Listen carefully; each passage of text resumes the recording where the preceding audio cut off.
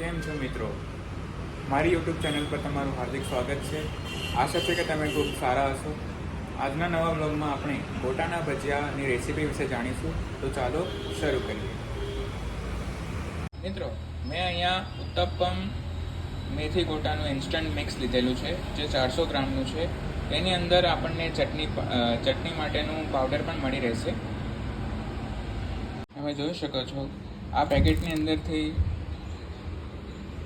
ગોટાનો મસાલો અને કઢીનો મસાલો એટલે કઢીનો પાવડર પણ મળ્યો છે, જેને આપણે અલગ મૂકી દઈશું. હવે આમાં થોડું આપણે પાણી ઉમેરીશું અને મિક્સ કરી દઈશું. હવે થોડું આમાં આપણે પાણી ઉમેરીશું અને મીડિયમ બેટર બનાવીશું.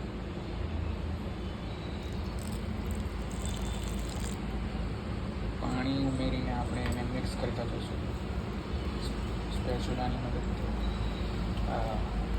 વિસ્કરની મદદથી.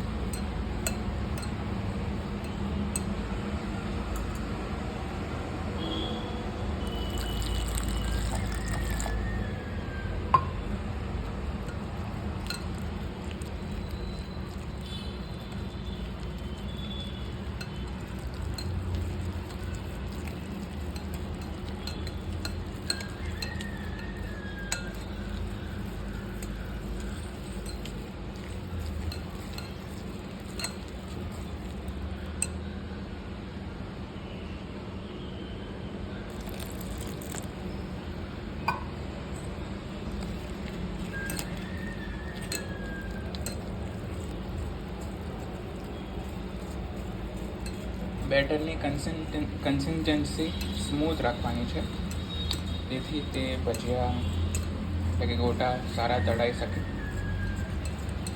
તો આપણું બેટર મસ્ત સ્મૂથ થઈ ગયું છે.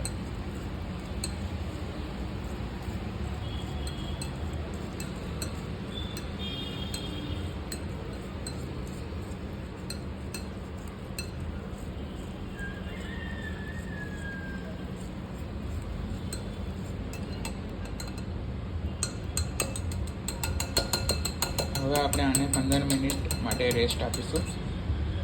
ગોટા સાથે આપણને કઢીનું પ્રીમિક્સ મળ્યું છે, તેને આપણે હવે બનાવી લઈશું. તો સૌપ્રથમ એક બાઉલમાં કઢીનું પ્રીમિક્સ નાખ્યું છે. હવે તેની અંદર થોડુંક પાણી ઉમેરી તેને મિક્સ કરી દઈશું. બેટર રેડી છે. હવે આપણે તેને થોડું ગરમ કરી લઈશું અને આપણી ચટણી તૈયાર. કઢીને 5 થી 7 મિનિટ બોઇલ કરવાનું છે અને મિક્સ કરતા રહેવાનું છે. મિક્સ કરતા રહીશું જેથી તે ચોંટી ના જાય. 5 થી 7 મિનિટ એને મિક્સ કરીને આપણી કઢી તૈયાર થઈ જાય છે.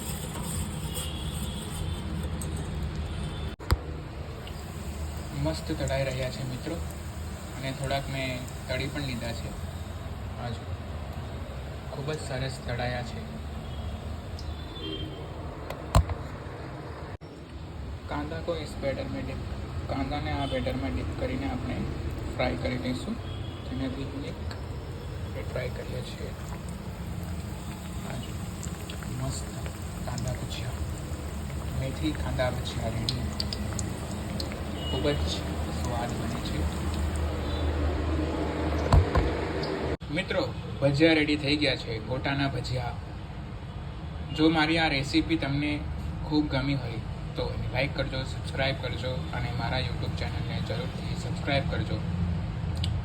આવજો. જય શ્રી કૃષ્ણ.